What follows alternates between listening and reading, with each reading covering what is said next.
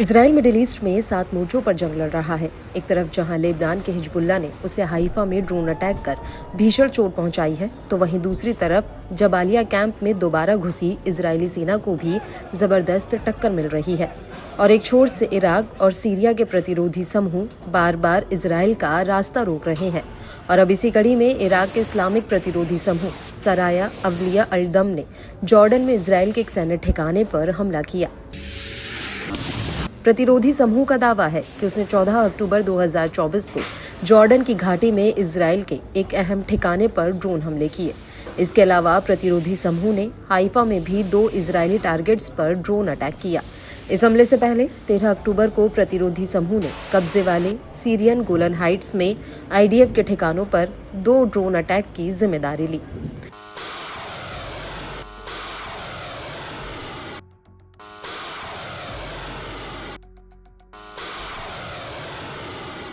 इन हमलों के उत्तर प्रतिरोधी समूह ने ईरान को लेकर एक बहुत बड़ा ऐलान किया। प्रतिरोधी समूह ने कहा कि कोई भी देश अपने हवाई क्षेत्र का इस्तेमाल ईरान पर हमले के लिए करने देगा तो वो प्रतिरोधी समूह का निशाना होगा। हमारे हमले इजराइल तक सीमित नहीं रहेंगे, बल्कि अमेरिकी सैन्य अड्डों और इराक और इलाके में उसके हितों पर भी हमले होंगे। आपको बता दें कि Iraqi Hezbollah brigade security bureau के मुखिया अबू अली अल अक्सकारी ने 2 टूक कह दिया है कि इराकी इस्लामिक प्रतिरोधी समूह ऊर्जा क्षेत्र में जंग शुरू नहीं करेगा, लेकिन अगर ऐसा होता है तो दुनिया को रोजाना 1.2 करोड़ बैरल तेल का नुकसान होगा और इसे हम सुनिश्चित करेंगे। हम इसका ध्यान रखेंगे, लेकिन केवल अल्लाह ही जानता है कि यमन में हमारे भाई बाब अल मंडेब में क्या करेंगे और ईरान में हमारे भाई होर्मुज स्ट्रेट में क्या करेंगे।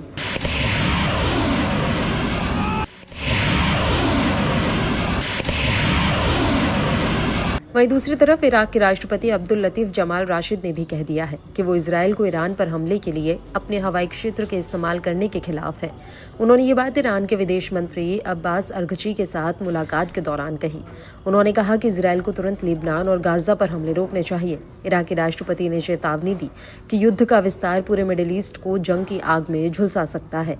इराक का कहना है कि गाजा और लेबनान में जंग वैश्विक और क्षेत्रीय सुरक्षा, स्थिरता और शांति के लिए खतरा है। इस विवाद को कूटनीतिक स्तर पर सुलझाया जाना चाहिए।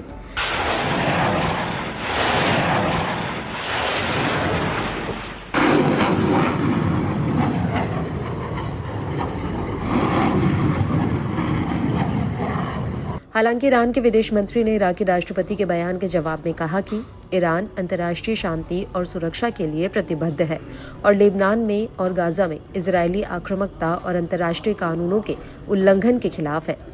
बड़ी बात यह है कि ईरान के विदेश मंत्री लेबनान, सीरिया और सऊदी अरब और ओमान होकर आए हैं, जहां पर उन्होंने इजरायली हमले के खिलाफ समर्थन जुटाने की कोशिश की।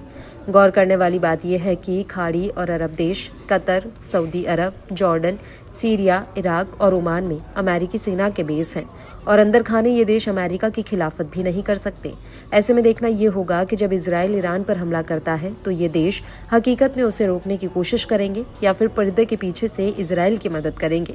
लेकिन ईरान के विदेश मंत्री ने भी 2 टूक कह दिया है कि अगर इन देशों ने हवाई क्षेत्र का इस्तेमाल ईरान पर हमला होने के लिए करने दिया तो वो इनके तेल भंडारण को जरूर निशाना बनाएंगे।